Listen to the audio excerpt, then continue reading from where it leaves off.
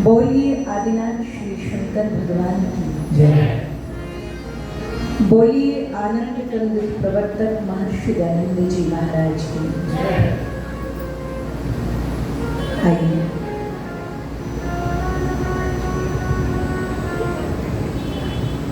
अपनी व्यक्तिगत बातों को विराम देकर के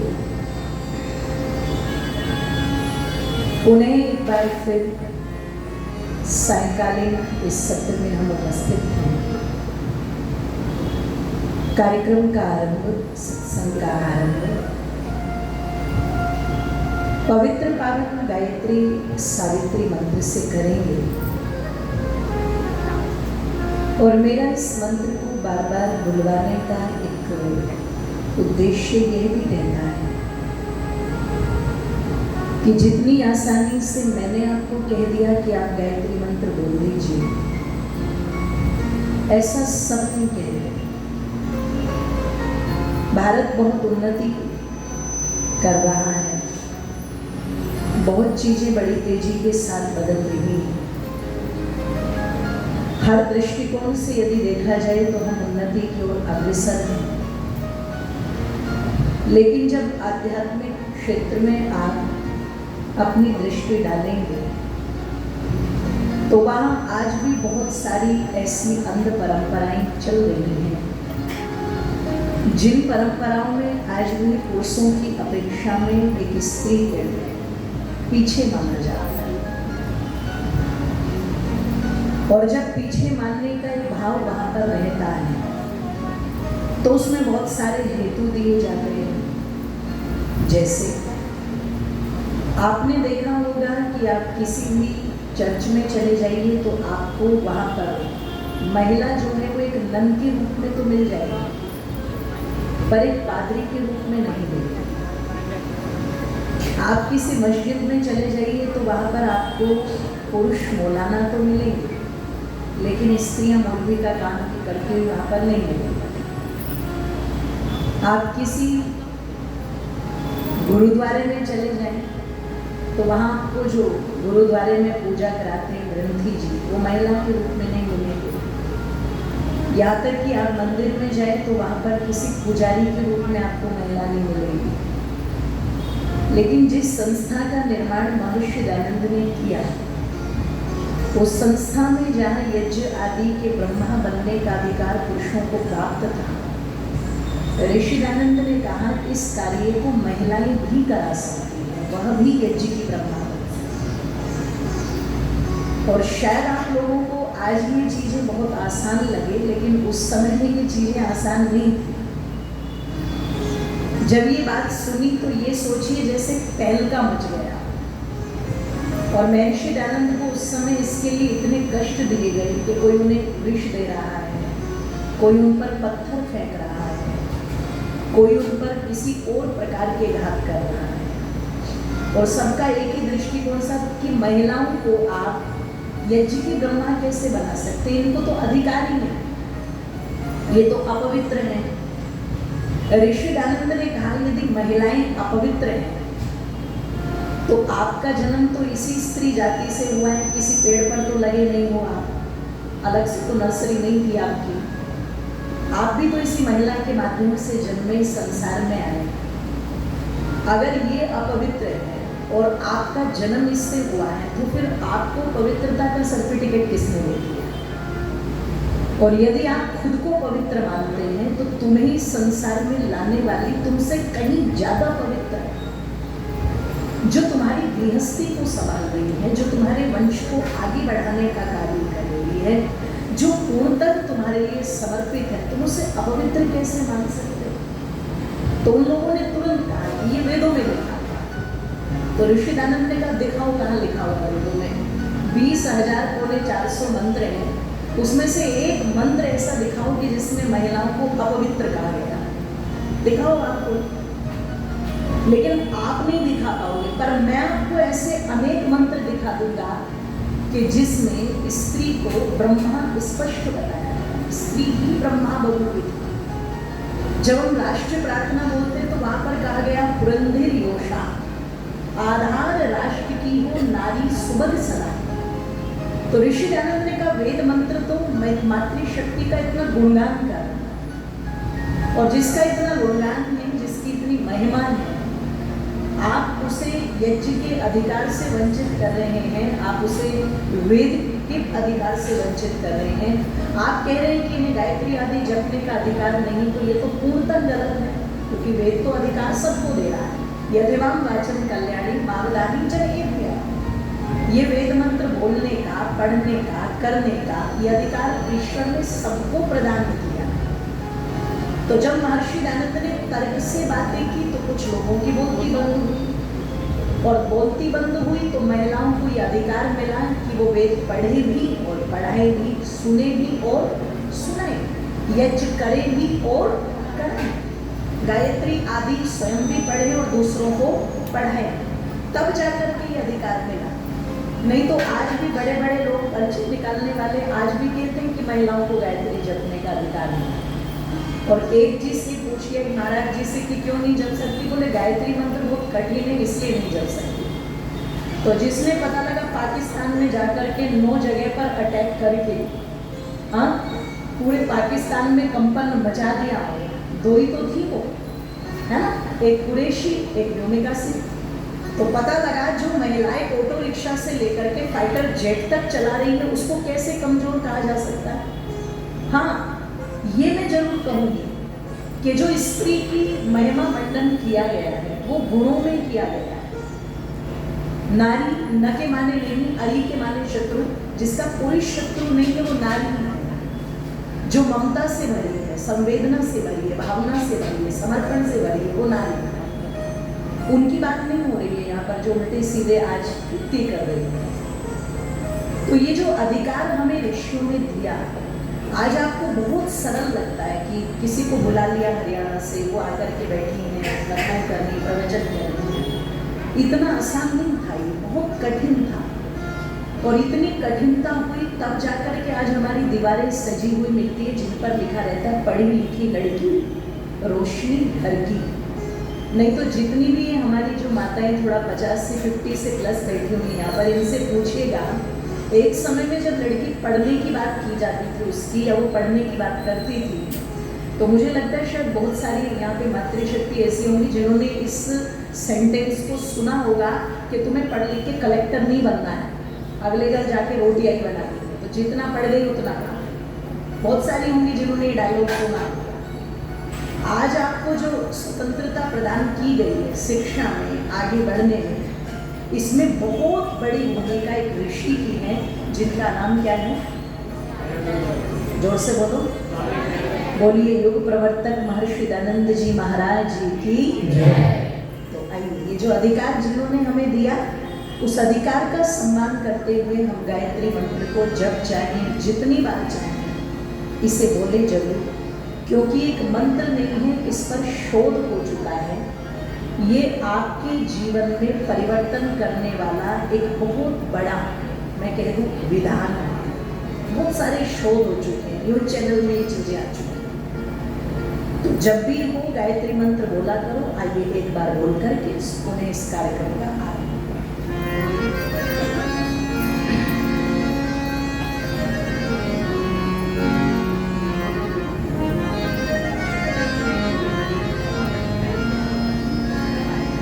ओम भूर्भुवः स्वः तत्सवितुर्वरेण्यं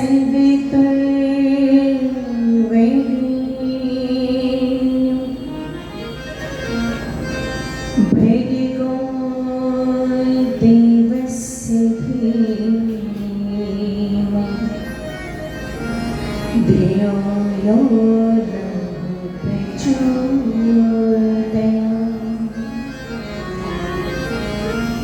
विष्णु कर्माणि पश्यतु यतो वृतानि पश्पशु इन्द्रस्य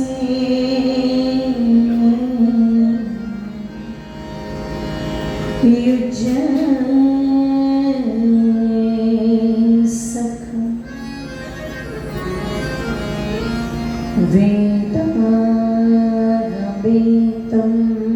पुरुषं महन्तं आदित्यवर्णं तमसा परस्तात्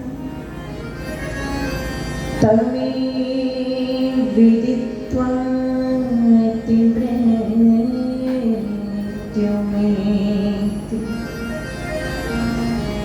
नान्यपन्था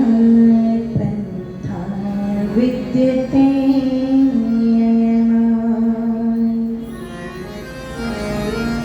ॐ नमः शम्भवाय च मयो भवाय च नमः शङ्कराय च मयस्कराय च नमः शिवाय च शिवेतराय च शिवेतराय च शिवेतराय च ॐ शान्ति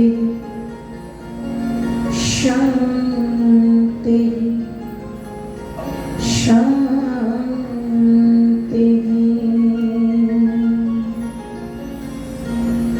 बोलिए सच्चिदानंद भगवान की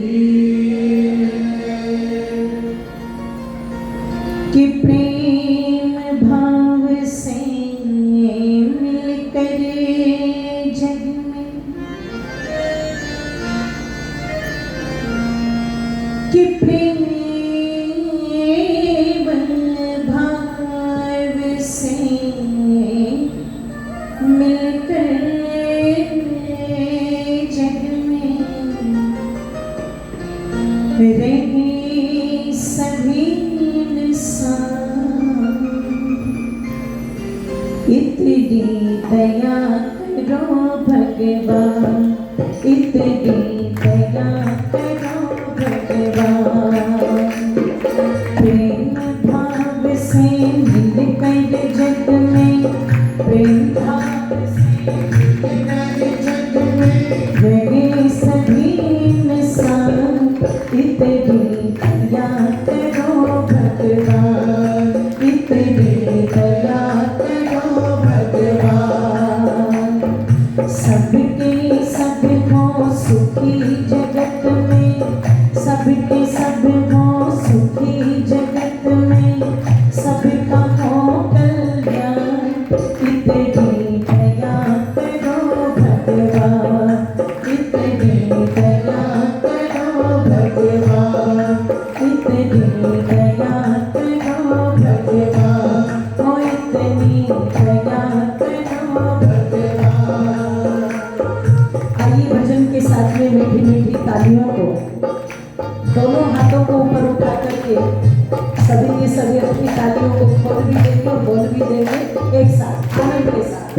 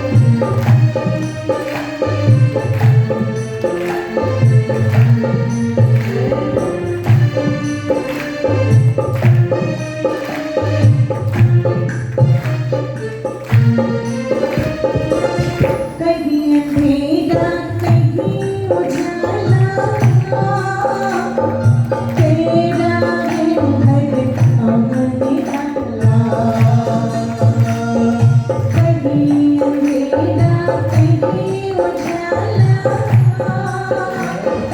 तेरा है हर काम निराला सबको रच कर सबको पाला पूरी है सबका रखवाला तेरे जैसा खुदा न कोई तेरे जैसा खुदा न कोई जग में और वहाँ इतने दया करो भगवान इतनी दया करो भगवान सबके सब हो सुखी जगत में सबके सब हो सुखी जगत में सबका हो कल्याण इतनी दया करो भगवान इतनी दया करो भगवान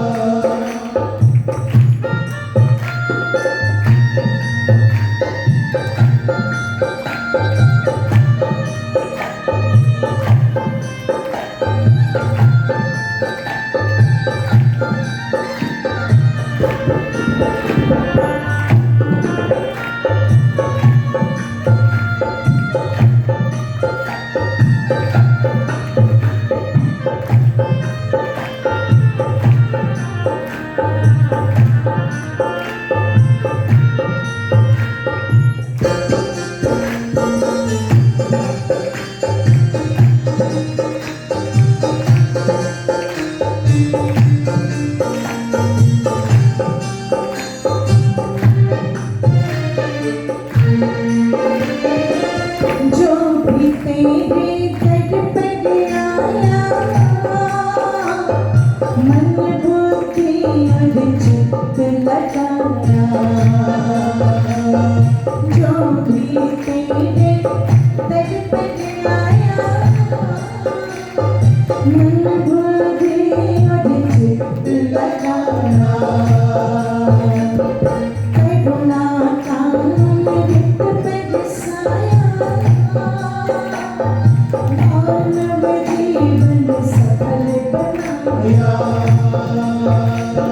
हमें भी तेरे भक्ति भजन का हमें भी तेरे भक्ति भजन का मिल जाए वरदान इतनी दया करो भगवान इतनी दया करो भगवान सबकी सब हो सुखी जगत में सबको सब हो सुखी जगत में सबका हो कल्याण इतनी दया करो भगवान इतनी दया करो भगवान सबकी सब हो सुखी जगत में सबका हो कल्याण इतनी दया करो भगवान इतनी दया करो भगवान दोनों हाथों को एक साथ उठा करके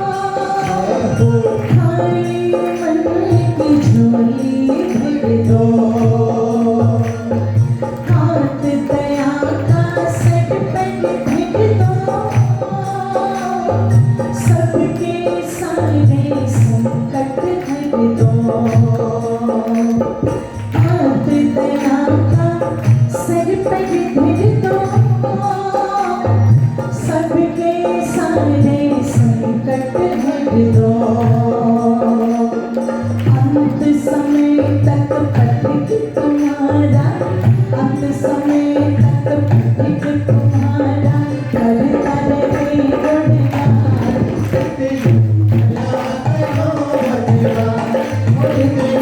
दया करो भगवान, सबके संग हो सुखी जगत में, सबके संग हो सुखी जगत में, सबका हो कल्याण। दया करो भगवान, मोय तेरी दया करो भगवान। प्रेम भाव से धिक धिक में, प्रेम भाव से धिक धिक में, करे सवेरे दया करो भगवान, दया करो भगवान। सबके सब हो सुखी जगत में, सबके सब हो सुखी जगत में, सबका हो कल्याण।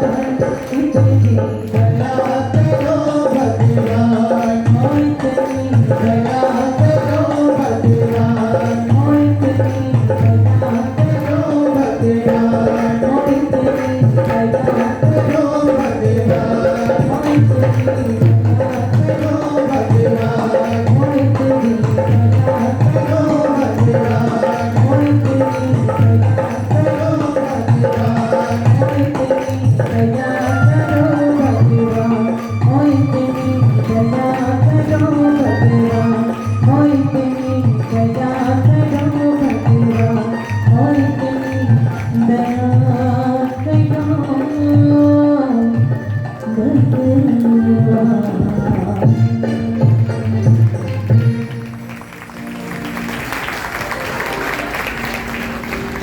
बोलिए सत्य सनातन वैदिक धर्म की।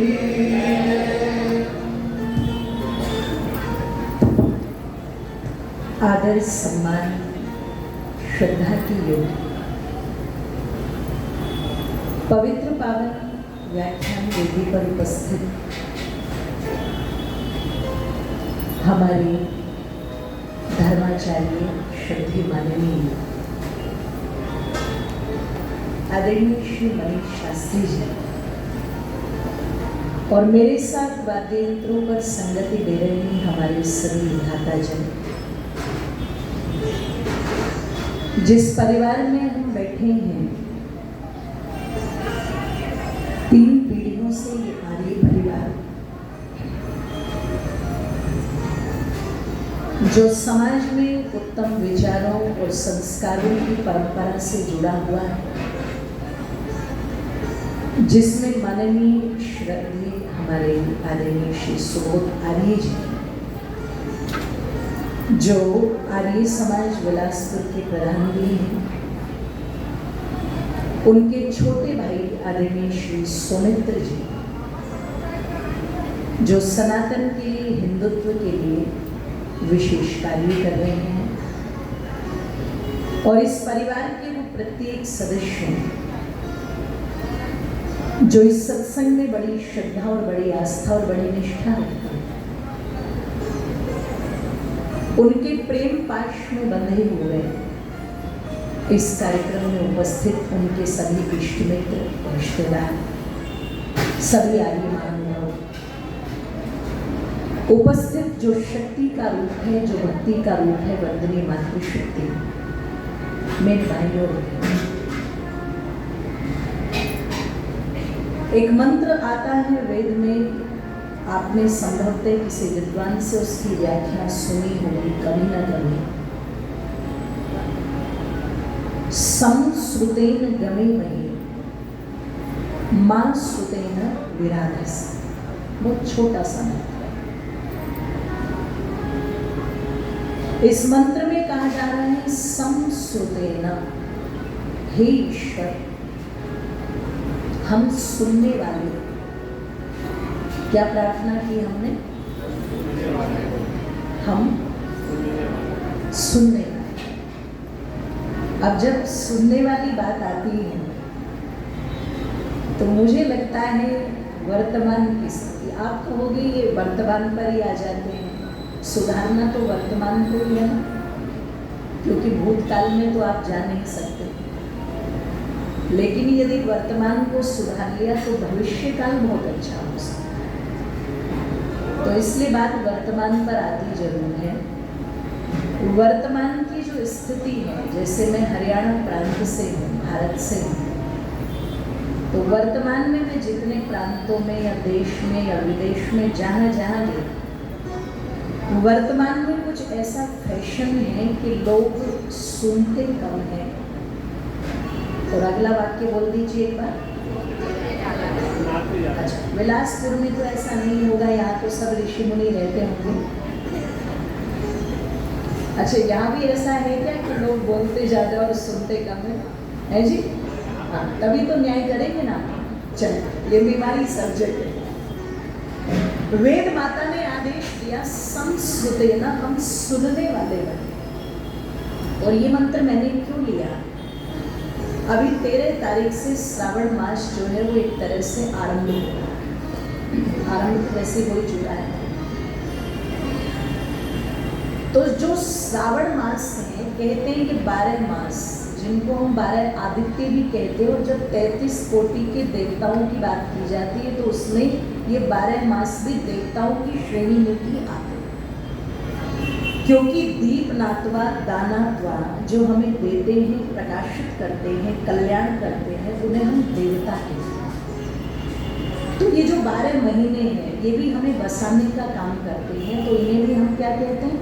देवता कहते हैं। और एक प्रयास मैं सबसे कहूँगी, ये बात मैं हर जगह कहती हूँ कि जितनी रुचि जो आज के माता पिता हैं बच्चों को जनवरी, फरवरी, मार्च, अप्रैल याद कराने में रुचि रखते हैं, उतनी थोड़ी सी रुचि इन बच्चों को सावन, भादो आदि ये जो नाम है हमारे मास में, ये भी अपने बच्चों को जरूर याद कराओ। आप कहोगे जी हमें ही याद नहीं है तो बच्चों को तो कहाँ से याद कराएं? अच्छा, ऐसा है कि नहीं? हमें ही याद नहीं तो हम याद फिर कैसे कराएं उनको? तो चलो ठीक है, इसके लिए भी हम गूगल बाबा की शरण में जा सकते हैं, वहाँ पर जवाब डालेंगे तो वहाँ आपको 12 महीनों के जो नाम हैं वो मिल जाएंगे। ठीक है, आषाढ़ किसको कहा जाता है, कार्तिक किसको कहते हैं, भादो किसको कहते हैं, सोच किसको कहते हैं, ये सब आपको भागवत पर मिल जाएगा। और सबसे बड़ी बात क्या है कि अगर किसी महीने का नाम कार्तिक है तो कार्तिक क्यों है, उसका वैज्ञानिक विश्लेषण भी आपको मिलेगा, कारण भी आपको मिलेगा। ये जनवरी, फरवरी, मार्च, अप्रैल ये सब चीज़ें तो रख दी गई, अंग्रेजों ने अपने दृष्टिकोण से रख दी और आप लोगों को बता दिया और आप उसमें खुश हो गए। आपको उन्होंने बता दिया कि जनवरी हमारा नववर्ष है तो आप उसमें भी खुश हो गए, जबकि उस समय नया कुछ होता ही नहीं है। नववर्ष का मतलब है जब नवीनता आपको नजर आए, प्रकृति में नजर आए, अपने शरीर में नजर आए, ऋतु में नजर आए, तो वो नववर्ष है। तो जो आपका वास्तविक नववर्ष है मार्च वाला है जी, चैत्र मास जिसको हम कहते हैं, उसको आप भूल जाते हैं और 1 जनवरी को निकल लेते हैं। सब 1 जनवरी को तो छोड़ो, दिसंबर की रात में ही निकल लेते हैं, मैसेज सर्कुलेट होने लगते हैं। 31 दिसंबर की रात को भूचाल आया था और सुबह उठ के देखा तो पता नहीं कौन लाया क्रेन में भर के नया साल, है ना। तो मैं कह दूँ आप लोगों के मध्य में ये जो 12 मास है, इनके नाम क्यों हैं उसका भी एक कारण है। तो उस तरफ जाएंगे, विषय लंबा हो जाएगा। जो हम अब बैठे हैं और श्रावण मास जो चल रहा है, कहते हैं इस मास में जब ये वर्षा का काल होता है, जैसे कल जब मैं आ रही थी तो हमारे सौमित्र जी से बात हो रही थी, तो मैंने उनसे पूछा डिस्टेंस कितना है रायपुर के एयरपोर्ट से बिलासपुर तक का, तो उन्होंने कहा वैसे 1.5 घंटा लगता है, पर बरसात का समय चल रहा है तो समय 2 घंटा भी लग सकता है। तो जब ये बारिश का समय आता था, वर्षा ऋतु आती थी, श्रावण मास आरंभ होता था, तो जितने भी ऋषि मुनि हैं जो इस समय पहाड़ों में तप करने के लिए जाते हैं, वो सब वर्षा काल में सब वहाँ से आ जाते हैं, क्योंकि वर्षा काल में पहाड़ खिसकने की आपने देखा भी होगा, एक दिन न्यूज आती रहती, वहाँ पहाड़ खिसक गए, वहाँ स्लाइडिंग हो गई, वहाँ पर वो पूरा मकान ही खाई के अंदर गिर गया।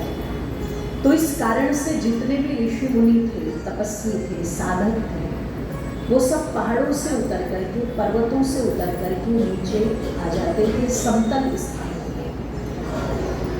और समतल स्थानों पर भी उन लोगों को ये नहीं होता था कि चलो तुम सो लो, आराम कर लो। जैसे हमें क्या रहता है ना, मुझे आराम नहीं मिला, लोग यही कहते रहते हैं, अधिकांश लोग ये कहते हैं मुझे आराम नहीं मिला, मुझे आराम नहीं मिला, मुझे रेस्ट नहीं मिल पाता, मुझे नहीं मिल पाता, मुझे काम में इतना लगा के रखते हैं। ध्यान रखिएगा, एक दृष्टिकोण केवल होता है कि हमें काम में लगा के रखा जाता है, या मुझे रेस्ट नहीं मिला।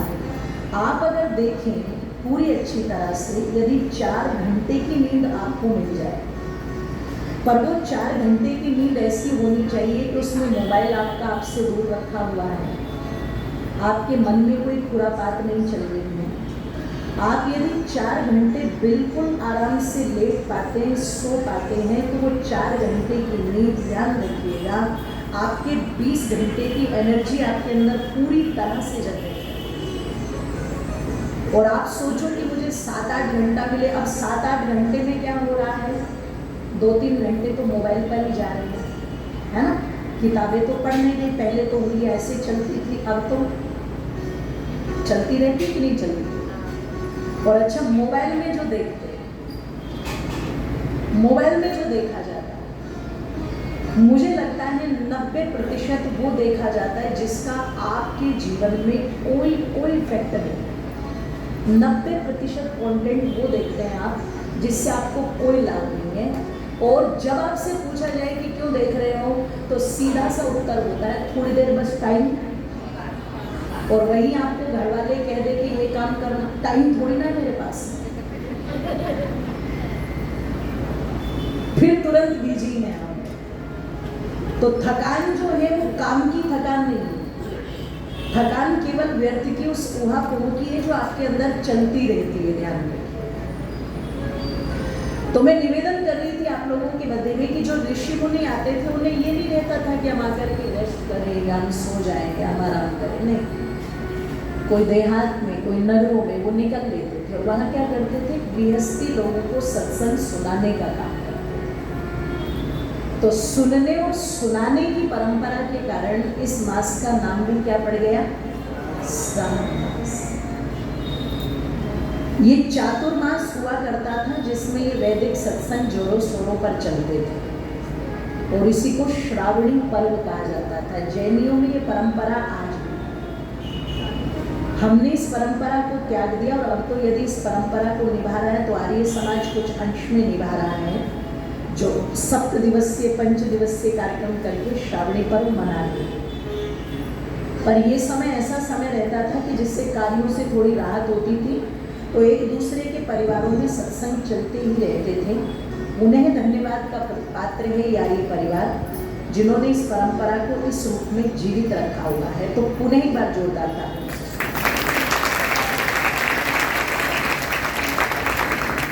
अब वो जो श्रावण में सुनने की परंपरा है कि विद्वान सुना रहे हैं और गृहस्थी बहुत आराम से बैठ कर के उसको सुन रहे हैं, तो क्या होता था कि बोलने को बड़ा नहीं बताया गया है। ध्यान से सुनो, जो व्यक्ति बोल रहा है, जो कह रहा है, उसको बड़ा नहीं बताया गया। सुनने वाला जो पक्ष है उसको हमारे यहाँ पर बड़ा बताया गया। इसलिए वेद माता ने मंत्र में क्या कहा, सम श्रुतेन गमे मयि, हम सुने। पति पत्नी की सुने, और पत्नी जो है वो, जोर से बोलो, अब उस सुनने में भी क्या है, व्यर्थ का नहीं सुनाना। जैसे हम क्रोध में बोल देते हैं, सुनाऊंगी मैं आपकी बात, आने तो दो एक बार, ये वाला सुनाना नहीं। सुनाने में भी जो शब्द आपके होने चाहिए वो कैसे होने चाहिए, भद्रम कृणेभिः शृणुयाम देवा। मैं अच्छी बातों को सुनूं, मैं मधुर बातों को सुनूं, मैं मधुर वाक्यों को सुनूं। परमात्मा ने ये मुझे जो कान दिए हैं, जितनी जितनी अच्छी बातें कानों में जाती है, ध्यान रखिएगा, आपके पूरे शरीर में आपको एक राहत मिलती है, एक अच्छी ऊर्जा मिलती है। और जितनी नकारात्मक बातें, गाली गलौज, जितने कटु वाक्य कानों में जाते हैं तो व्यक्ति अपने आप महसूस करता है जैसे कानों में एक चीज हो रही हो, एक दर्द उसको हो रहा। तो कहा भगवान ने ये जो कान दिए, भद्रम कर्णेभिः शृणुयाम देवा, हम भद्र बातों को सुने, अच्छी बातों को सुने। आपने देखा होगा जब कोई बालक पैदा होता है तो पैदा होते ही तुरंत वो रोता है, और अगर कोई बच्चा रो नहीं रहा है, ध्यान से सुनिएगा, तो उसे जबरदस्ती रुलाया जाता है। क्यों रुलाया जाता है? रोने से ये कंफर्म हो जाता है कि ये गूंगा नहीं है, उसे रुलाया जाता है। और अगर कोई रो नहीं रहा तो पीठ पीछे उसको मारेंगे। कुछ डॉक्टर्स क्या करते हैं, इसके कानों पे आवाज करो, ताली बजाओ। अगर बच्चा उस शोर को सुनकर के कोई रिएक्शन देता है अपनी आंखों से इधर उधर देखने का, तो लगता है सुन रहा है तो बोल भी पड़ेगा। और अगर बच्चा उस शोर को सुन नहीं पा रहा है तो इसका मतलब ये बहरा है, और जो बहरा होगा वो गूंगा भी जरूर होगा। सुनने का संबंध सीधे आपके बोलने से है। अब आप इस प्रक्रिया को अपने पर लागू कर लीजिए। थोड़ा सा शांति बना करके रखिए, थोड़ा सा शांति। और जब भी सत्संग चल रहा हो तो हमेशा एक बात का ध्यान रखें कि एक व्यक्ति की ड्यूटी ऐसी लगाई जाए जो उनको बैठाने की व्यवस्था बनाए। जो भी मिलना और मिलाना है ये बाद में किया करें आप लोग, बीच में वार्ता न किया करें, ठीक है?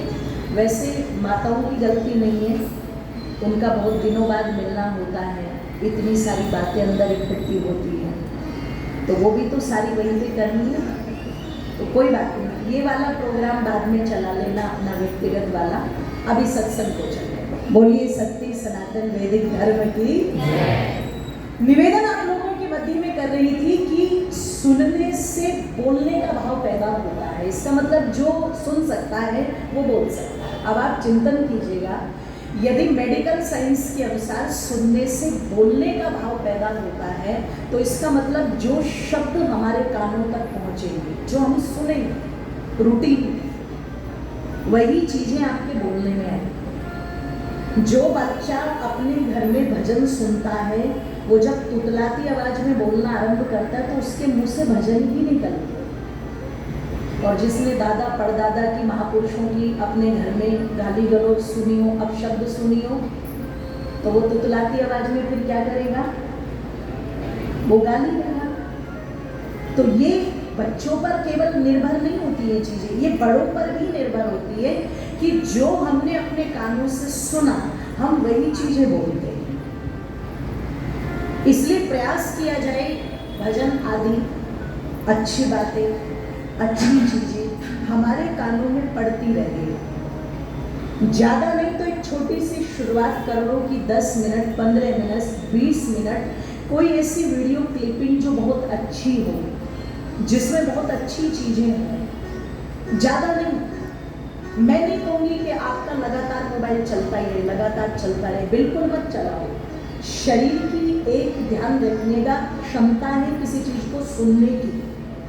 जैसे कथाएं होती हैं, ज़्यादातर जब कथाएं होती है तो हम कहते हैं 3 घंटे की रखो, 3 घंटा काफी। कुछ लोगों का क्या रहता है, नहीं 6 घंटे की कथाएं कर। 6 घंटे की कथाएं नहीं होती, वहाँ तो वक्ता बक्ता बन जाता है, वो वक्ता है। एक बात को वो फिर धागे की तरह खींचता है, रबड़ की तरह खींचता है। शरीर की एक ऊर्जा है कि आप कितने समय सुन सकते हैं। तो कोई ना कोई ऐसी बात, किसी न किसी की अच्छी बात, और सबसे अच्छा है कि मोबाइल का सहारा भी न लेकर के, यदि कोई व्यक्ति आपको ऐसा लगता है जो इस प्रकार की बातें करता है, कोई स्त्री इतनी धार्मिक है कि उसके पास बैठो तो वो सत्संग की चर्चा करती है, अच्छी चर्चा करती है, तो हम उनसे भी अपना संपर्क बना करके रख सकते हैं। कोई संगठन ऐसा है कि जहाँ पर मुझे जाने से कुछ अच्छा प्राप्त होता है। आप रोज नहीं जा सकते, कोई बात नहीं, रविवार के दिन कोई ऐसा संगठन, कोई ऐसा विचार, आप जरूर कहीं जुड़े। या तो आप अपने से किसी अच्छी जगह जुड़ जाओ, नहीं तो गलत चीजें आपको अपने साथ अपने आप जोड़ लेंगी। लेकिन कानों में हमारे अच्छी बातें जानी चाहिए। क्यों? जो शब्द आपके कानों के माध्यम से जाते हैं। आपने देखा होगा कोई व्यक्ति बीमार हो गया, तो आपके सर में दर्द हो तो, पेट में दर्द हो तो, हाथ में दर्द हो तो, आँख में दर्द हो तो, नाक में दर्द हो तो, पैर में दर्द हो तो डॉक्टर एक दवाई देता है। और जब आप दवाई लेते तो कहाँ से लेते हैं? जोर से बोलो, मुँह से। और वो मुँह से जो दवाई आपकी जाती है, अब आप सोचो कि एक पेन किलर आपको दे दिया, दर्द चाहे कहीं का हो, वो तुरंत 15-20 मिनट के बाद ठीक हो जाता है। तो इसका मतलब वो जो दवाई आपको दी गई वो बहुत जल्दी से घुलनशील प्रक्रिया में आकर के पूरी आंतों तक पहुंच गई, और जहाँ वो दर्द था उसने जाके उसको समाप्त कर दिया। तो जैसे कोई भी औषधि रोग के निवारण के लिए आपके मुख से होती हुई आपकी आंतों तक जाती है, वैसे ये शब्द रूपी जो औषधि है, संसर्ग रूपी जो औषधि है, आध्यात्मिक रूपी जो औषधि है, ये आपके कानों से होती हुई आंतों तक नहीं पहुंचती, ये आपकी आत्मा तक पहुंचती है। ध्यान दें। और जब ये आत्मा तक पहुंचती है तो ध्यान रखिएगा, फिर जो भी रोग है, जिन रोगों ने उस शुद्ध पवित्र आत्मा को घेर लिया है, फिर वो रोग क्या होंगे? धीरे धीरे धीरे धीरे अपने आप, जोर से बोलो। इसलिए जब कोई व्यक्ति तनाव से ग्रस्त हो जाता है, डिप्रेशन से ग्रस्त हो जाता है, तो ठीक है, डॉक्टर उसको थोड़ी बहुत दवाइयाँ देते हैं, पर वो दवाइयाँ भी अल्कोहलिक होती है, एक नशे की तरह, कि चलो इसको नींद आ जाए, इसके सोचने की क्षमता घट जाए, लेकिन वो उसकी पूरी तरह से इलाज वाली औषधि नहीं है। फिर भी उसको क्या कहा जाएगा? जल्दी उठो सुबह, है जी, कुछ प्राणायाम करो, घूमो, प्रकृति के साथ जुड़ो, पौधों में पानी दो। ट्रीटमेंट फिर भी वही है, घूम फिर के उपहारे च गिरिनाम संग में चलदी नाम दिया पिपरो आ जाए, ट्रीटमेंट फिर भी वही दिया जा रहा है। तो वो जो कानों से शब्द पिए जाते हैं, सुने जाते हैं, वो हमारी आत्मा तक पहुंचते हैं, और आत्मा तक पहुंच करके वहां के रोगों का निवारण करते हैं, जिन्हें हम आध्यात्मिक दुख कहते हैं। ऋषि दयानंद जी से किसी ने पूछा, हम ईश्वर की भक्ति करते हैं तो क्यों करते हैं? क्या इस भक्ति करने से हमारे पाप माफ हो जाएंगे?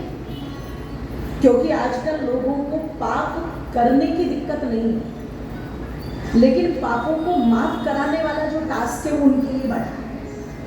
इसलिए आप देख रहे होंगे जो ये तीर्थों में दिन प्रतिदिन भीड़ बढ़ती जा रही है, इसमें बहुत संख्या वो होती है जिन्हें लगता है कि कोई भी पाप अगर हमसे हो गए हैं तो उसके लिए भगवान हमें क्या कर दें? जोर से बोलो।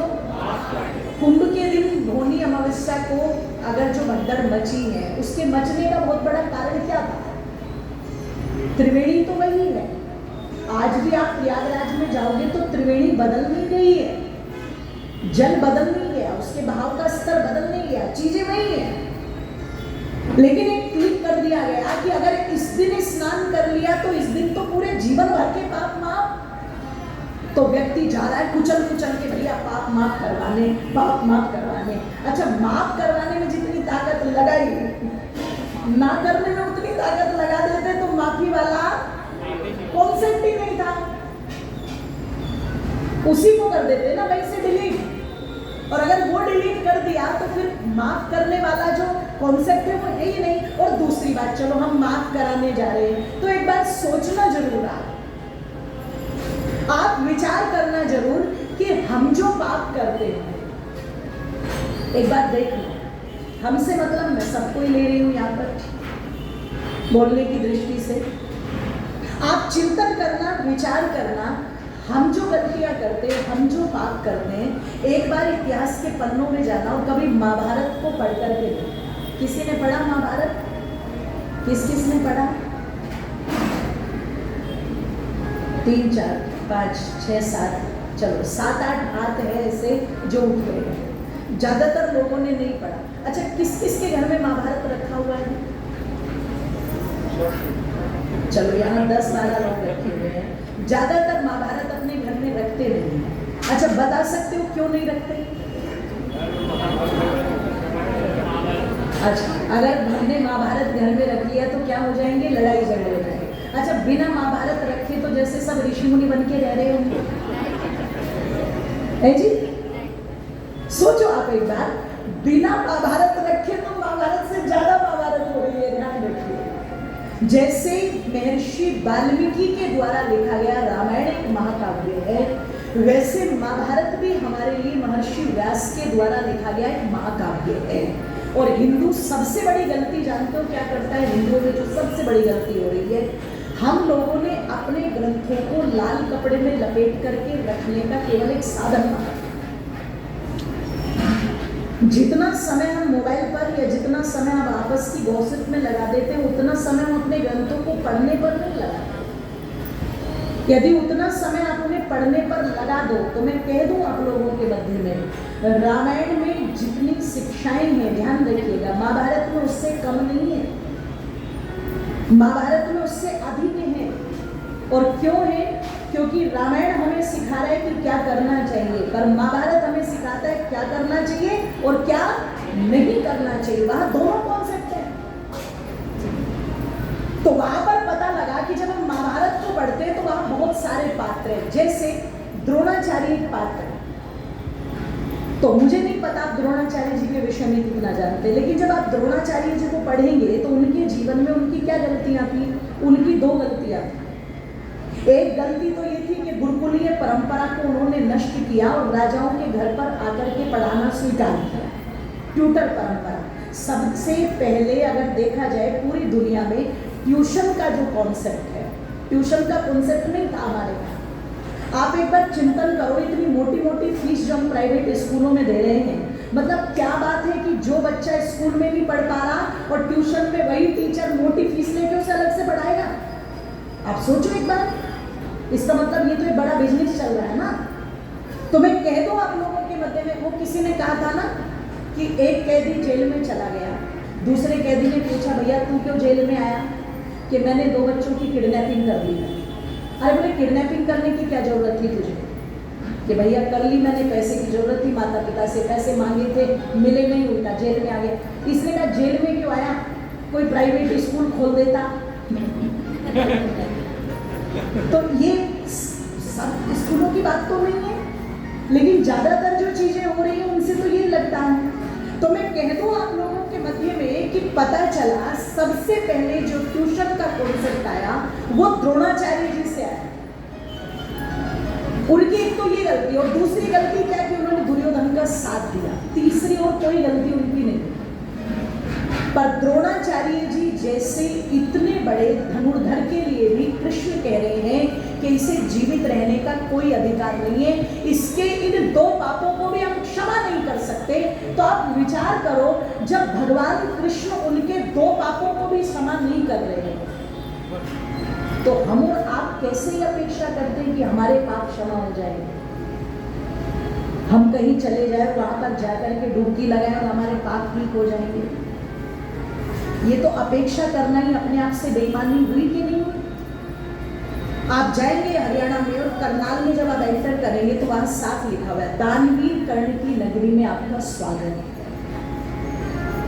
इतना बड़ा दानी कर्ण, युधिष्ठिर का नाम नहीं है वहां की, युधिष्ठिर की नगरी में आपका स्वागत है, दानवीर कर्ण की नगरी में आपका स्वागत है। तो आप सोचो, हम सोचते हैं कि छोटे छोटे काम हम कर देंगे तो भगवान हमारे पापों को क्षमा कर देगा। तो दानवीर कर्ण के पाप तो कृष्ण ने क्षमा नहीं किए। उल्टा जब आप कर्ण का और अर्जुन का युद्ध पढ़ेंगे, 18 दिन में एक दिन युद्ध ऐसा हुआ कि जिस दिन कोई नहीं लड़ा, केवल ये 2 योद्धा लड़े।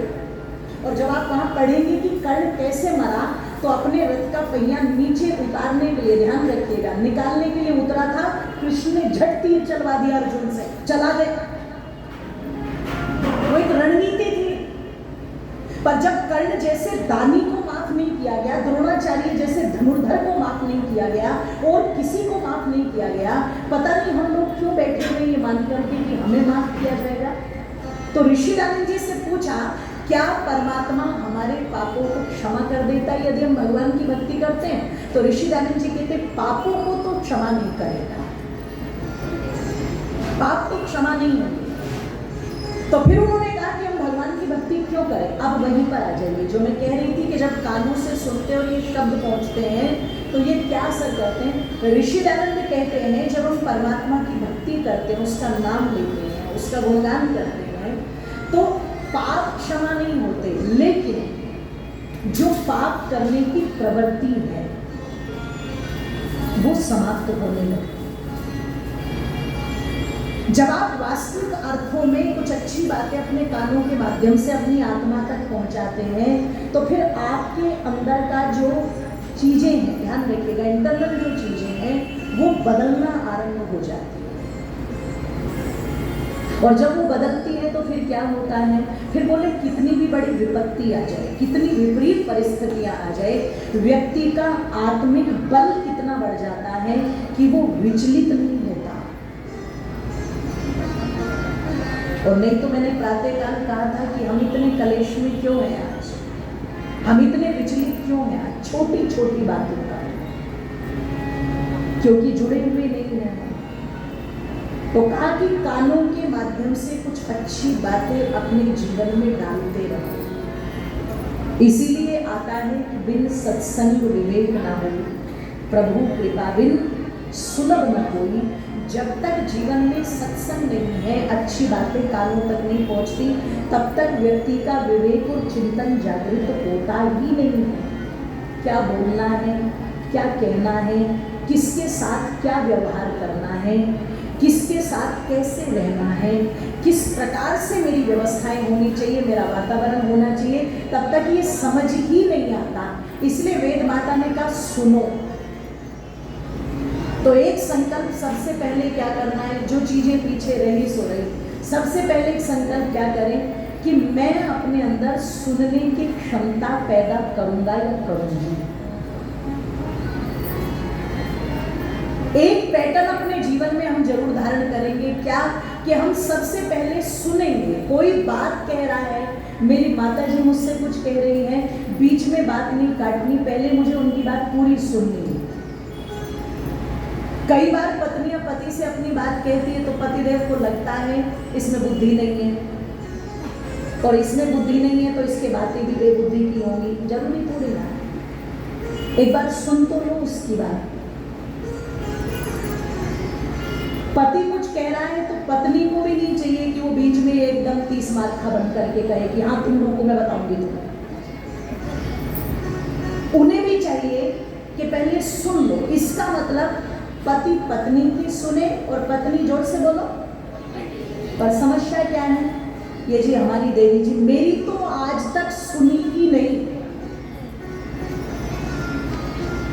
इसने नहीं सुनी मेरी, पति की समस्या ये है। और अगर देवी जी से पूछो देवी जी क्यों नहीं सुनती आप अपने प्राणनाथ की, सुन लिया तो बोले प्राणनाथ नहीं, नंबर 1 के भैरवनाथ।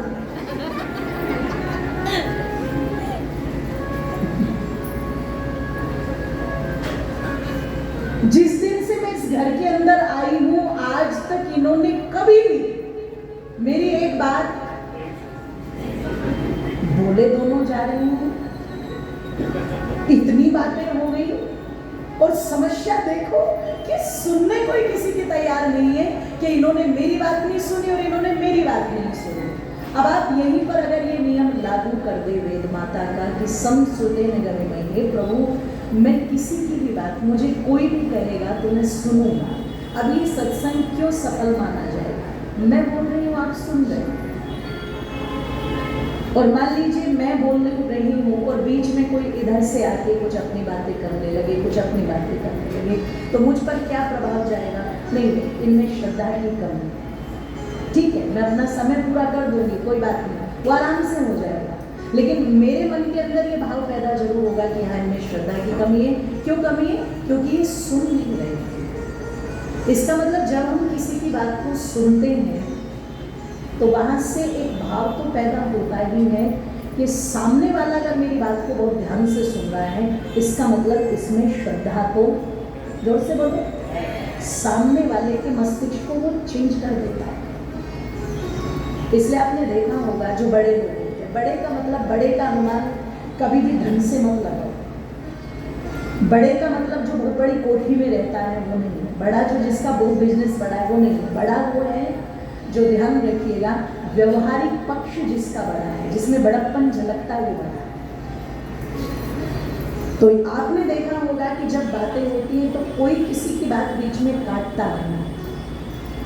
और एक परंपरा में सिखाया जाता है कि यदि आपको कुछ कहना भी है बीच में तो पहले अनुमति ले लो।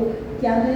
अपनी बात रख सकता हूँ बीच में? मैं माफ़ी चाहूँगा, आपकी बात को काट करके मुझे बीच में कहना पड़ रहा है। ये तरीका है। तो सोचना, हम बड़ी बड़ी बातें करते हैं, परिवार में आनंद बढ़े, बोला भी जाता है सानंदम सदनम सुतांश सुतय। हे प्रभु, मैं जिस घर में रहता हूँ उस घर में आनंद हो, लेकिन आनंद कहने मात्र से नहीं बनेगा।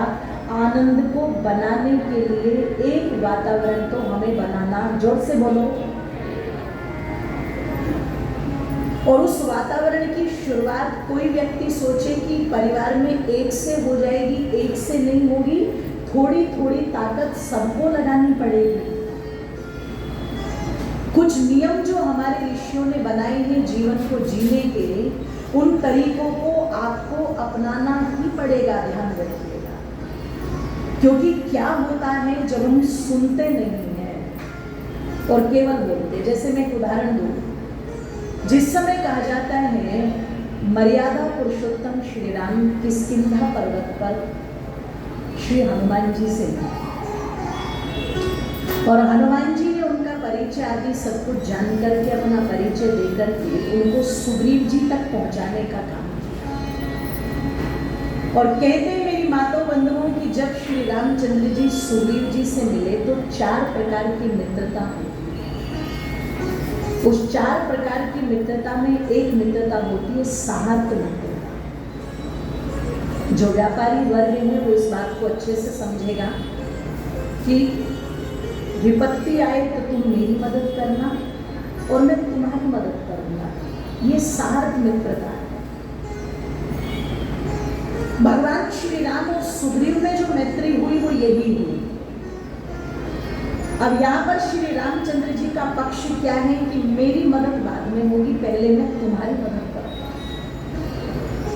और तुम्हारी मदद क्या करनी है कि जो तुम्हारा भाई है बाली, जिसने तुम्हारी पत्नी को रूमा को बलात् अपने पास रख लिया है और तुम्हें अपमानित करके राज्य से निकाला है, तो आओ पहले तुम्हारी सहायता करते हुए वो सारा अधिकार उससे वापस लेते हैं, तुम्हारी सधर्मिणी को छुड़वाते हैं, और बाली जैसे पापी को गद्दी पर बैठने का कोई अधिकार नहीं है, इसलिए आओ बाली से युद्ध करते हैं। सुग्रीव कहते हैं इतना आसान नहीं, बहुत ताकतवर है। कितना ताकतवर है? बोले इतना ताकतवर है 7 साल के वृक्ष यदि एक पंक्ति में खड़े रहे तो उन्हें तुरंत गिरा देता। श्री रामचंद्र जी अपना बल प्रदर्शन करना नहीं चाहते, लेकिन अपने मित्र को निश्चित करने के लिए उन्होंने ऐसा किया कि एक जगह पर जाकर के वो परीक्षण किया कि एक ही बाण में 7 साल के वृक्ष गिरा दिए ताकि बाली सुनिश्चित हो जाए, सुग्रीव सुनिश्चित हो जाए। योजना बनी कि देखो मेरा संकल्प है 14 वर्ष के लिए। कुछ लोग कहते हैं ना राम जी ने सुग्रीव जी को छिप करके मारा, तो ये भी तो गलत था। छिप करके नहीं मारा, रामचंद्र जी का संकल्प था 14 वर्ष वनवास, तो मतलब वनवास मैं किसी नगर में गांव में पैर नहीं रखूंगा, इसलिए मुझे तुम्हारी सहायता करनी है, पर मैं अपना संकल्प भी नहीं तोड़ूंगा। तो तुम्हें क्या करना है, बाली को किसी तरह से अपने पीछे लगा करके तुम्हें किष्किंधा से बाहर लेकर के आना, और जब तुम उसे बाहर ले आओगे उस सीमा पर मैं पहले से तैयार रहूंगा, मैं अपना बाण छोड़ दूंगा। अब यही हुआ। अब हुआ तो क्या कि रामचंद्र जी वहां धनुष बाण लेके पहुंचे, लक्ष्मण जी साथ में, और दूसरी तरफ सुग्रीव जो है वो बाली को भगाते भगाते अपने पीछे ला रहा है। अब ला रहा है तो जहां पर आना था सुनिश्चित हुआ था कि सीमा पर आ जाएंगे, अब वहां सुग्रीव जो है प्रतीक्षा कर रहा है कब छोड़े बाण, कब छोड़े बाण। अब बाण तो छूट नहीं रहा, पर बाली तो अपना प्रोग्राम कर ही रहा है। सुग्रीव की तो पिटाई हो ही रही है वहां पर पूरी तरह से। अब पता लगा जब इसकी इतनी मारकूट हो गई, इसे लगा बाण तो आया नहीं, कहीं मेरे प्राण ही ना चला जाए, तो ये भागा, क्योंकि भागने में तो सुग्रीव एक्सपर्ट था, सब जगह से भाग जाता था। अब भागा तो आया, रामचंद्र जी ने देखा तो रामचंद्र जी कुछ कहना चाहते हैं, तो सुग्रीव जी ने वहां पर क्या गलती की, रामचंद्र जी की नहीं सुनी, अपनी सुनानी शुरू कर। वो ध्यान से सुनना, अक्सर हमारे साथ यही होता है परिवार में कि हम सुनानी शुरू कर देते हैं, क्योंकि हमने पहले से ही अपने मस्तिष्क में एक योजना बना ली, ऐसे हुआ होगा, ऐसे उसने सोचा होगा, ऐसे उसने ये बात कही होगी। मतलब सामने वाले से आपकी बात नहीं हुई, आप बैठे नहीं, आपने पूछा नहीं, आपने अपने मन के अंदर एक कल्पना का जाल बुना और उस जाल में आप वकील भी खुद बन गए और जज भी। जोर से बोलो। और जब आप वकालत भी कर रहे हैं और आप जजमेंट भी पास पहले ही कर चुके हो, तो इसका मतलब सामने वाले का सही पक्ष भी आपको गलत लगेगा। और जब परिवार में किसी सामने वाले पक्ष की सही बातें भी गलत लगती है, तो फिर परिवार में आनंद नहीं बढ़ता, परिवार के अंदर फिर ध्यान रखिएगा कलेश बढ़ता है, क्रूरता बढ़ता है, वैमनस्य बढ़ता है। अब यहाँ पर सुग्रीव जी ने कहा मैंने आप पर विश्वास कर लिया, आप पर विश्वास करके आपके भरोसे मैंने इतना साहस किया कि मैं बाली को ललकार हूं, यदि आप मुझे ये झूठी तसल्ली ना देते तो मैं क्यों जाता वहां पर। तो आपके मन में क्या योजना चल रही थी? आप मेरी सहायता करना चाहते हैं या आप मुझे मरवाना चाहते हैं? तो श्री रामचंद्र जी आराम से बैठे और आराम से बैठे भी वो मुस्कुरा रहे, क्योंकि महापुरुषों का स्वभाव होता है कितनी भी विपरीत परिस्थितियां हो, उनके चेहरे पर मुस्कान हमेशा। जोर से बोलो। हाँ, वो हमारी तरह मुंह ही चढ़ाते कि मुंह कर लिया सड़े हुए बैंगन जैसे, मुस्कान बनी रहती। और जब मुस्कान बनी रहती है तो फिर भजन भी वहां पर जरूर चलते हैं कि तेरी मंद मंद मुस्कानियां पे, कि तेरी मंद मंद मुस्कानियां पे बलिहार राघव जी, बलिहार राघव जी। चलता नहीं भजन। तो श्री राम जी के चेहरे पर मुस्कान बना और वो सुन रहे हैं आराम से। और कहते हैं जब सुग्रीव ने सुना दिया, सब कुछ सुना दिया, तो अब क्या होगा? सुनाने वाला एक समय पे जाकर के तो चुप करेगा कि नहीं करेगा? एक समय पर जाकर के तो चुप करेगा, ठीक है।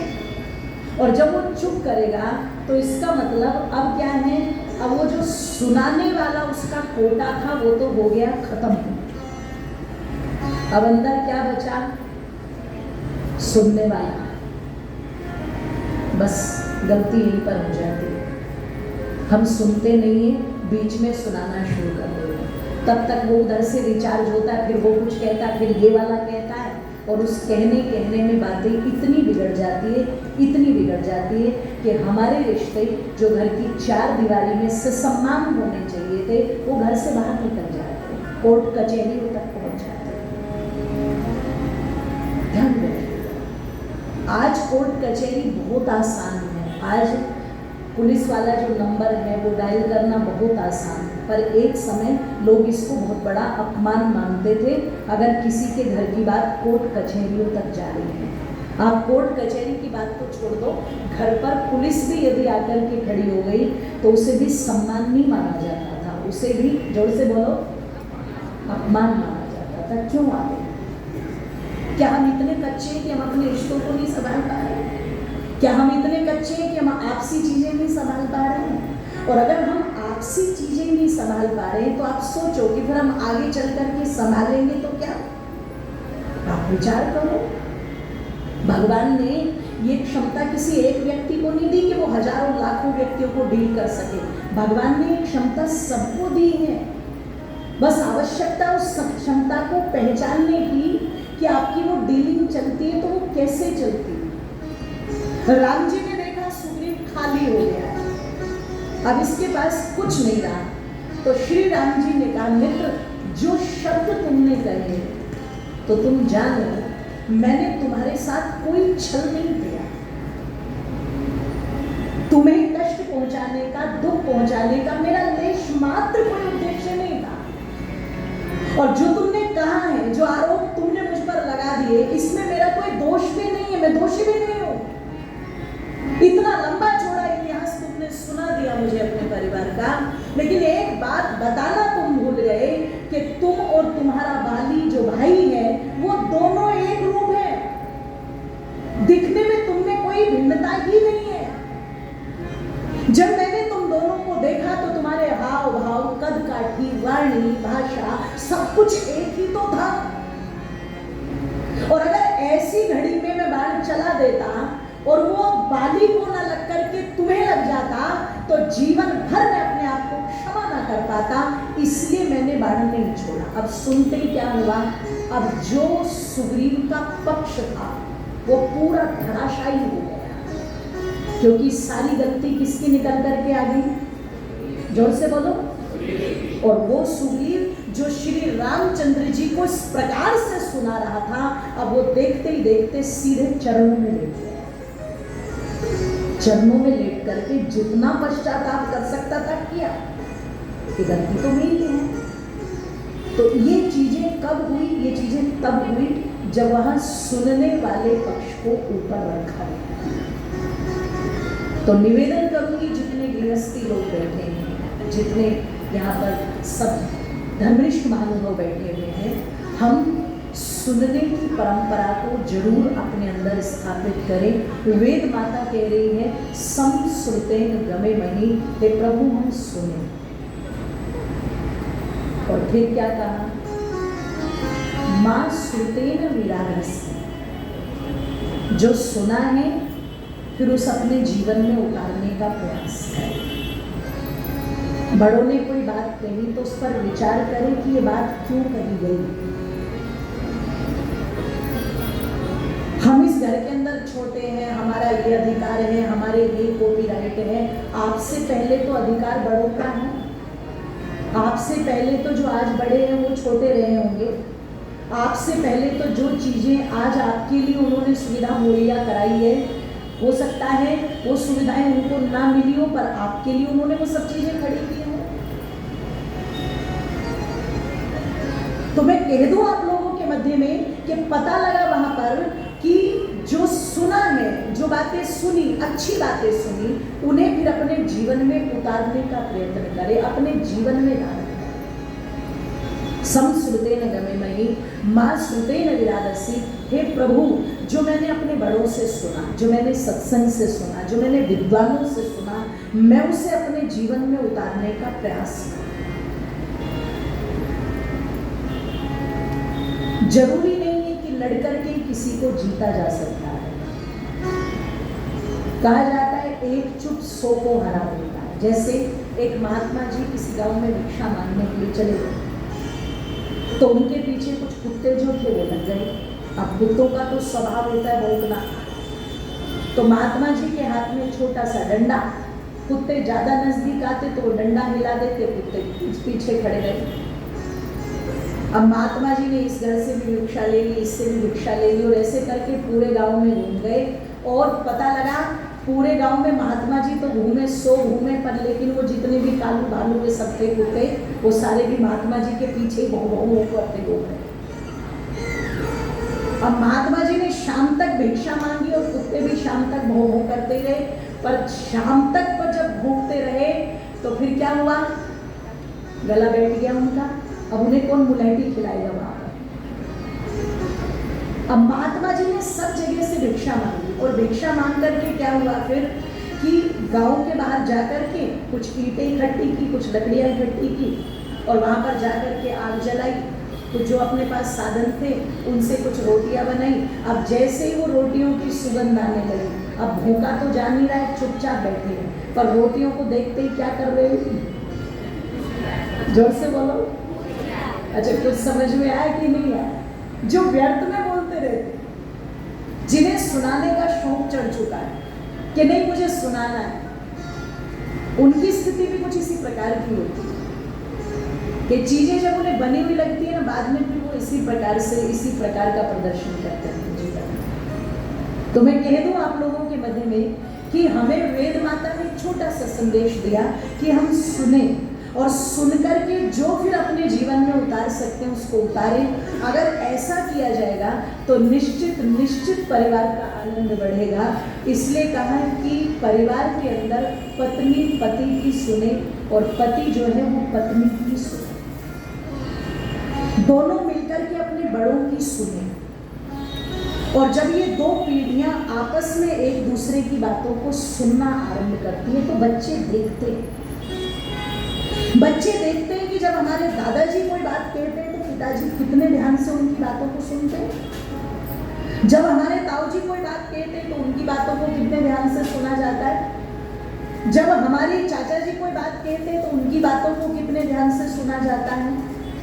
बच्चे देखते हैं कि जब हमारी ताई जी कोई बात कहती थी तो हमारी माता जी उनकी बात कितने सम्मान से सुनती। जब हमारे यहाँ पर पता लगा कि हमारी चाची कुछ कहती थी तो उनकी बात हमारी बड़ी ताई जी कितने बार ध्यान से सुनती थी। बच्चे देखते और वो सीखते हैं। फिर मैं कह दूं आधी कक्षाएं जो बच्चों की होती है ना, ये पारिवारिक कक्षाएं, ये पारिवारिक चीजें, ये फिर वहां से अपने आप देखने से आ जाती है कि बड़ों का पेशेंस लेवल अगर इतना अच्छा है कि वो एक दूसरे की बातों को इतने ध्यान पूर्वक सुनते हैं और सुनने के बाद तब कोई प्रति उत्तर देते हैं, प्रक्रिया करते हैं, तो मैं सच कह रही हूँ आप लोगों के मध्य में ऑटोमेटिकली बच्चों के अंदर ध्यान रखिएगा, बहुत सारी चीजें अपने आप पैदा हो जाती हैं अपने। फिर वहां पर जो कहते हैं ना कि परिवार में शांति हो, कहने की जरूरत नहीं है, अपने आप शांति, जोर से बोलो, प्रवेश करेगी, अपने आप आ जाएगी, अपने आप प्यार प्रेम बढ़ेगा, अपने आप चीजें बढ़ेंगी। और तब फिर कवि के माध्यम से कहा जाएगा कि जिस घर में हो प्यार, इन पंक्तियों को बोलेंगे सब मेरे साथ और तालियों को भी खोल देंगे, है ना। नहीं पहले नहीं, चुनाव नहीं लड़ रहे हम लोग, भजन वाली था कि जिस घर में हो प्यार, हो पितरों का सत्कार, खुश रहते हो दरबार, वो घर कितना सुंदर है, कि वो घर कितना सुंदर है। आज जिस घर में हो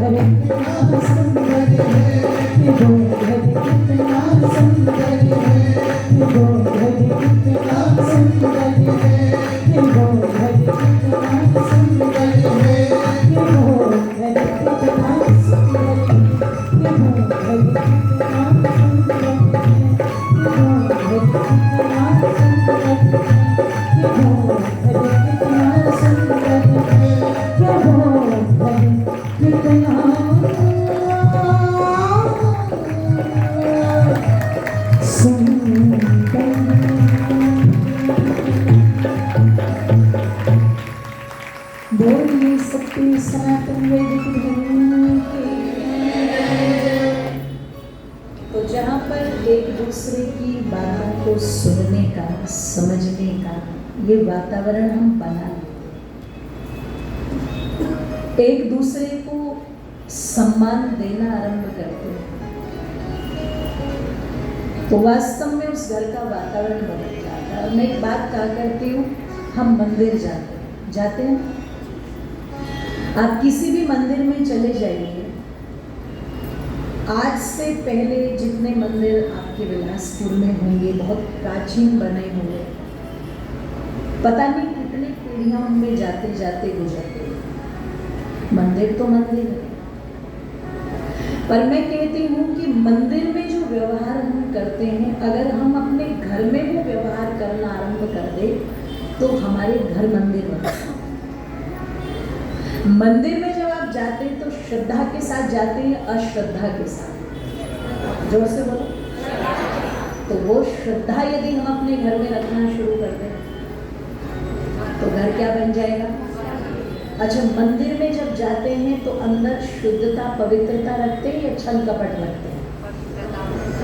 छल कपट तो नहीं रखते, शुद्धता या पवित्रता रखते चाहते हैं। तो वही शुद्धता और पवित्रता यदि हम अपने परिवार में रखना शुरू कर दें, रिश्तों में ईमानदार हो जाओ।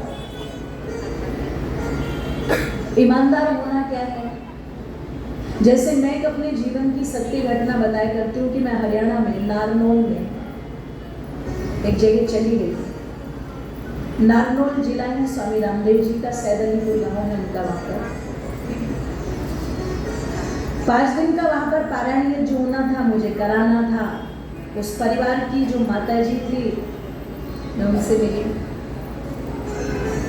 और मिलकर के मैंने सहज भाव से उन्हें प्रणाम किया। और प्रणाम करके जैसे सहज भाव में पूछ लेते हैं, माता जी आपका बेटा, इतना ही पूछा था। मेरा पूछने का मतलब था कितने बेटे?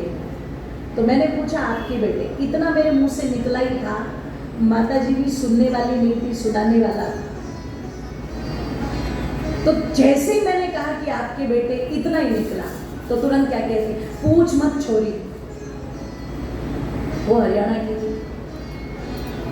अब जैसे उन्होंने कहा पूछ मत, तो मुझे लगा पता नहीं क्या बात है। मैंने कहा क्या हुआ? बोले 1 नंबर का नालायक है। अब पहली बार किसी से मिलो और वो इस प्रकार की वार्ता करे, तो आप वहां से भाग भी नहीं सकते, सुननी पड़ेगी आपको उसकी। अब वो बड़ी है तो उन्हें आदर भी देना है, और वही स्वभाव वही है कि पहले आराम से सुन लो सामने वाला क्या कहना चाहता है। तो जैसे उन्होंने कहा 1 नंबर का नालायक, तो मेरा प्रश्न तुरंत उठा, माता जी ऐसा क्यों कह रही हो आप? आपको ऐसा नहीं कहना चाहिए। क्यों है बेटा 1 नंबर का नालायक? तो क्या कहती, पहले नहीं था। अच्छा, बिलासपुर वालों कब से हुआ होगा नालायक बेटा? सोचना जरा एक बार। क्या बात, अपने लिए तालियां बजा। इसका मतलब सब दुखियारे बैठे हुए। सीधा सा वाक्य निकल करके आप पहले नहीं था, लेकिन जिस दिन से वो, अब वो बेचारी पता नहीं कौन से लोग से आई है जिसका कोई नाम नहीं, सम्मान नहीं। अरे बोले वो आई है ना, वो काले सर वाली, उसने कर दिया 1 नंबर का नाला। तो मेरी और थोड़ी सी इच्छा बढ़ी। मैंने कहा माता जी उसने क्या कर दिया बेचारी ने? शादी करके तो आप लाए होंगे ना, देखा भी होगा आपने, चुनाव भी किया होगा, सब परिस्थिति आपके अनुसार रही होंगी, तो उसे क्यों कह रहे हो, या फिर ऐसा क्यों कह रहे हो? क्या उसमें कोई कमी है? तो वो तुरंत कहती है, कमी? मेरे बेटे ने मेरे राज में कभी 1 चम्मच तक नहीं उठाई, और जिस दिन से वो आई है पता नहीं कौन सा काला जादू कर दिया। 5 बजे उठ के चाय बनाने पहुंच जाता है। अब मैंने तुरंत बोला ये तो अच्छी बात है। अच्छा, 5 बजे उठना ये गलत बात है क्या? इसका मतलब बहू ने कुछ तो अच्छा किया।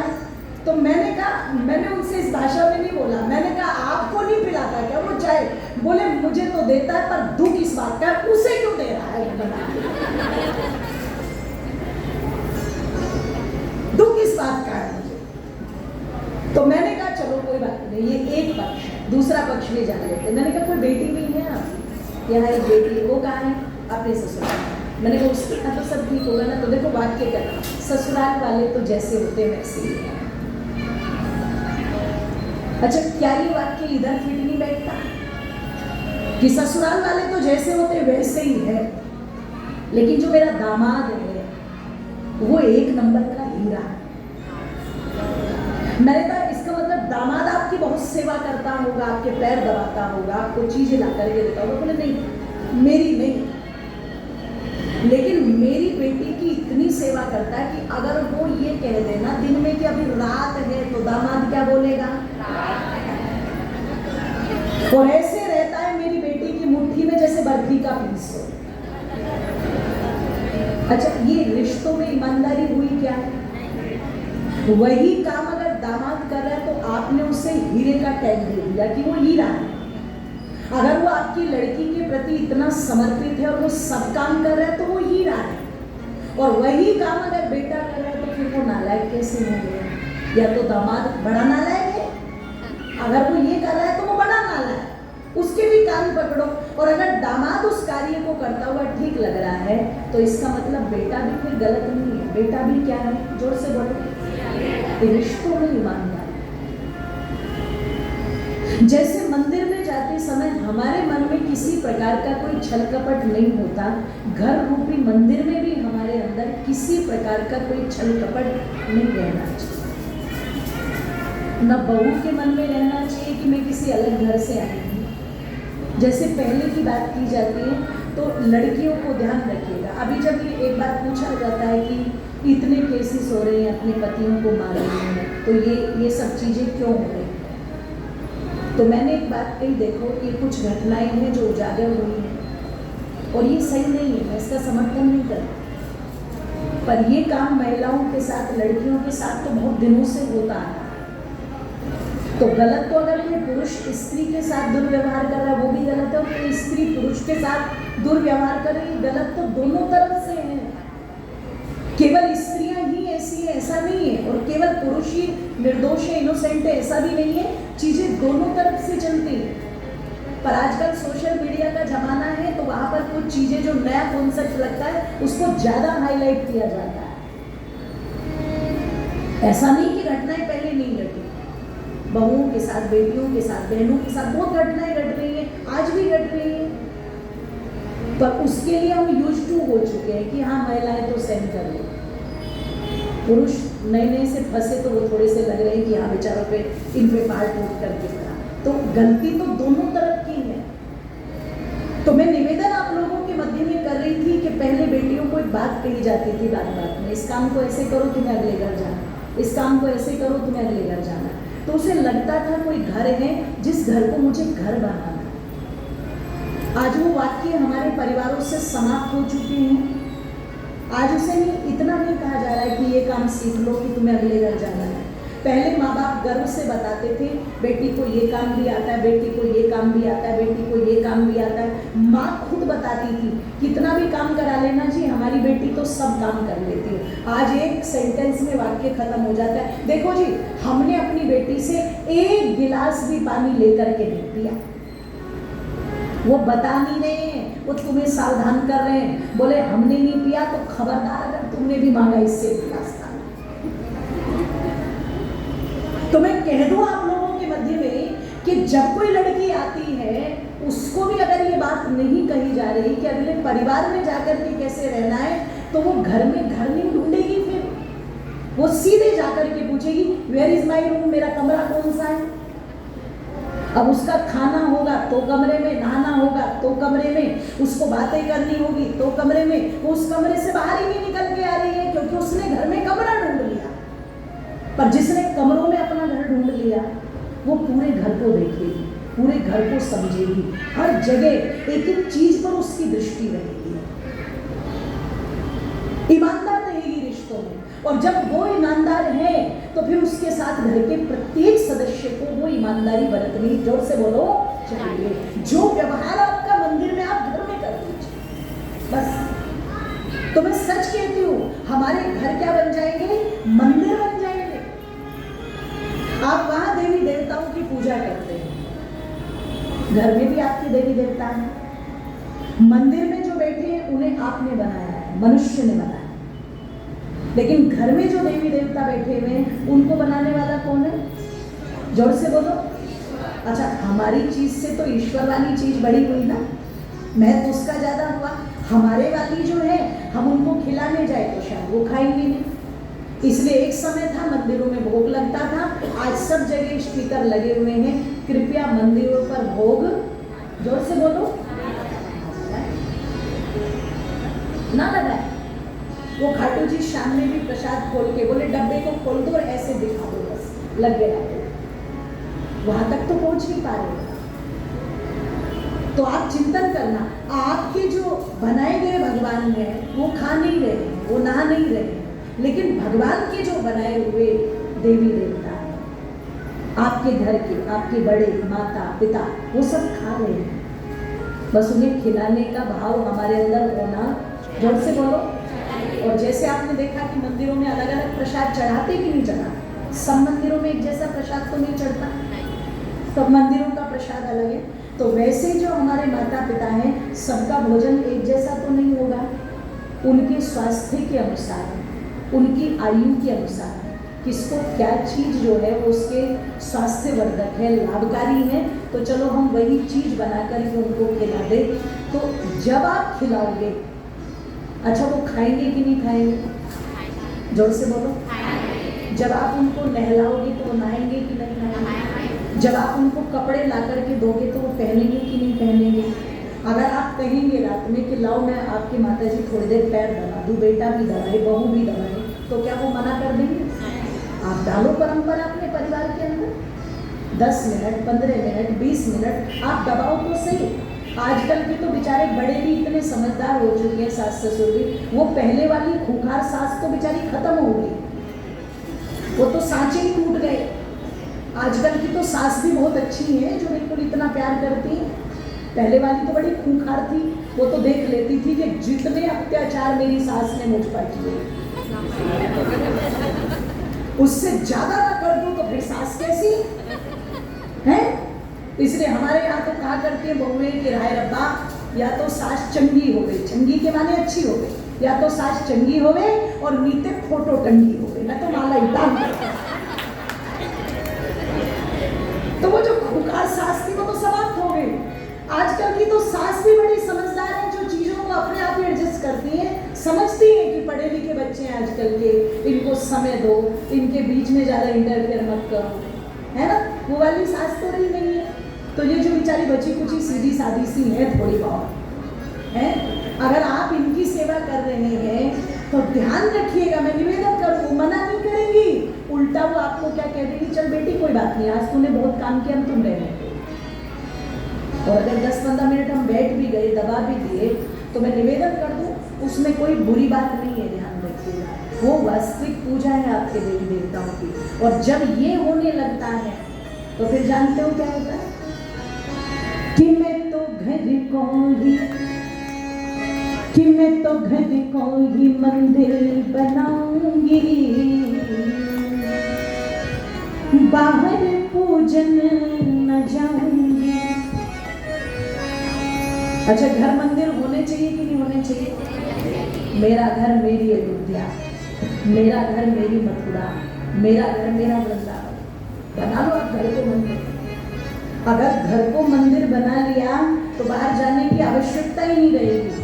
और घर में अगर मंदिर नहीं बना है तो कितना भी दुनिया में घूम करके आ जाओ, घर आके फिर वही परेशानियों का टोकरा सके रखा है। इसलिए कहा कि मैं तो घर को ही, मैं तो घर को ही, मैं तो घर को ही मंदिर बनाऊंगी, बाहर पूजन ना जाऊंगी, मंदिर बनाऊंगी, बाहर पूजन ना जाऊंगी, घर को ही मंदिर बनाऊंगी, बाहर पूजन ना जाऊंगी, घर को ही मंदिर बनाऊंगी, बाहर पूजन ना जाऊंगी।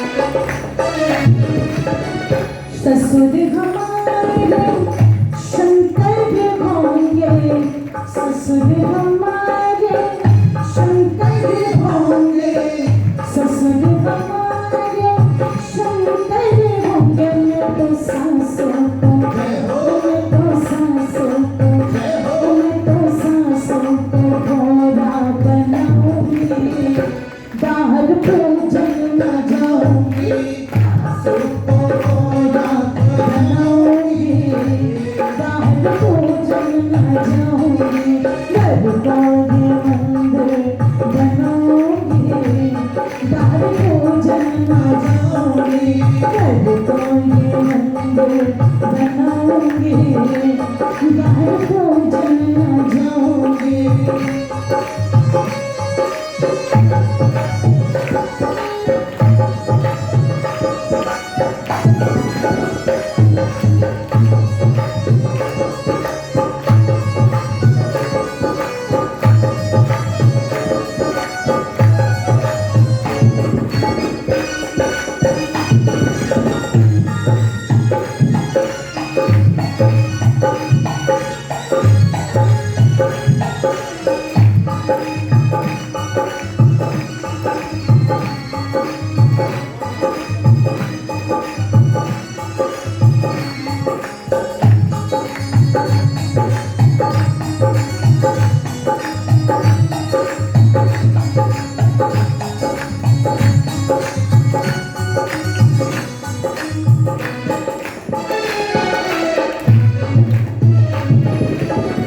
पति अपने को राम में सजानो, पति अपने को राम में समानो, पति अपने को राम में समानो, पति अपने को राम में समानो। मैं तो खुद को भी, मैं तो खुद को भी, मैं तो खुद को भी सीता बनाऊंगी, बाहर भोजन ना जाऊंगी, कोई सीता बनाऊंगी, बाहर भोजन ना जाऊंगी, कोई मंदिर बनाऊंगी, बाहर भोजन ना जाऊंगी, कोई मंदिर बनाऊंगी, बाहर भोजन ना जाऊंगी।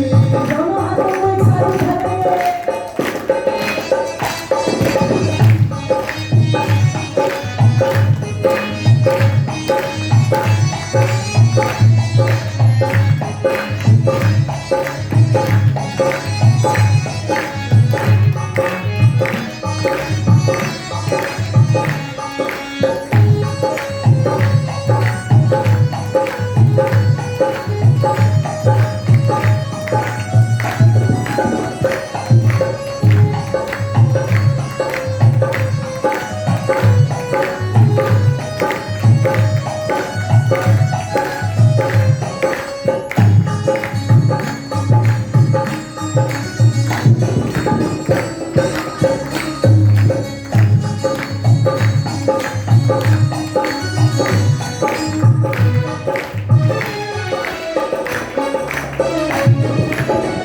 संध्या करो और सबका कराओ, संध्या करो और सबको कराओ, संध्या करो और सबको कराओ।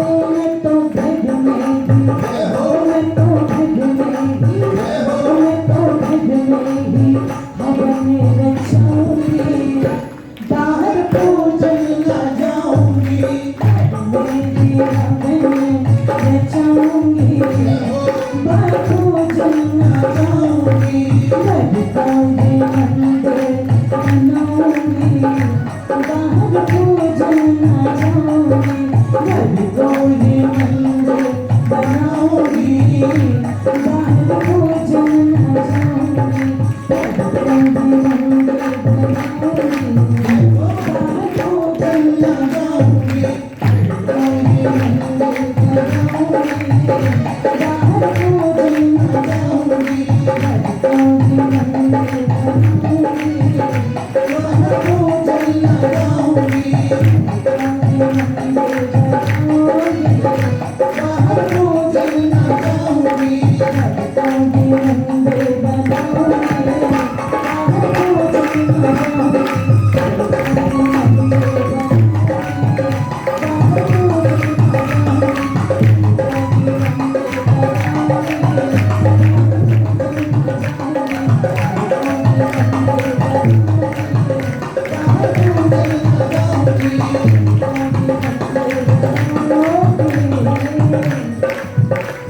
न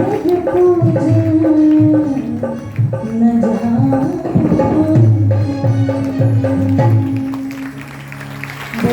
सत्य सनातन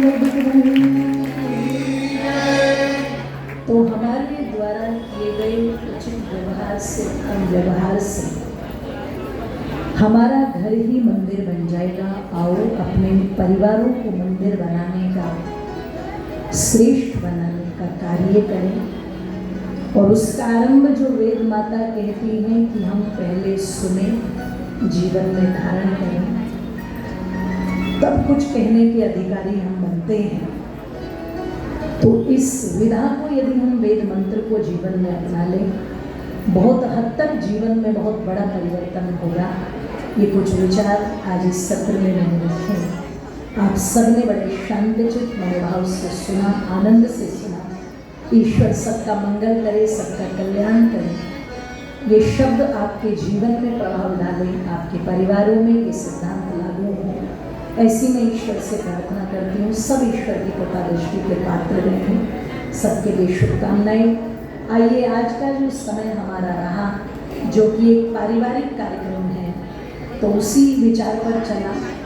कल जो सत्र रहेगा वो सत्र हमारा संस्कारों का सत्र रहेगा। 16 संस्कार हैं जिनकी मानव निर्माण में बहुत बड़ी भूमिका है, और वर्तमान में उन संस्कारों की आवश्यकता हमें क्यों है? वो एक पाठ्यक्रम की तरह है, एक सिलेबस है। लेकिन दुर्भाग्य हमारा ये है कि हम उस सिलेबस से आज इतने दूर हो चुके हैं जितना दूर हमसे चंद्रमा है। ध्यान रखिएगा। तो अब थोड़ा सा उस चंद्रमा की चांदनी को अपने जीवन तक खींच करके किस प्रकार लाया जाए, उसकी चर्चा हम कल करेंगे। तो आप लोग अधिक से अधिक संख्या में पहुँचे।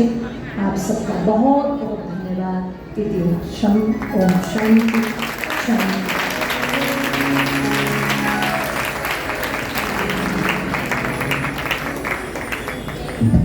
ओम पारिवारिक सत्संग एवं वेद कथा का यह दूसरा सत्र आज यहाँ समाप्त हो रहा है। इस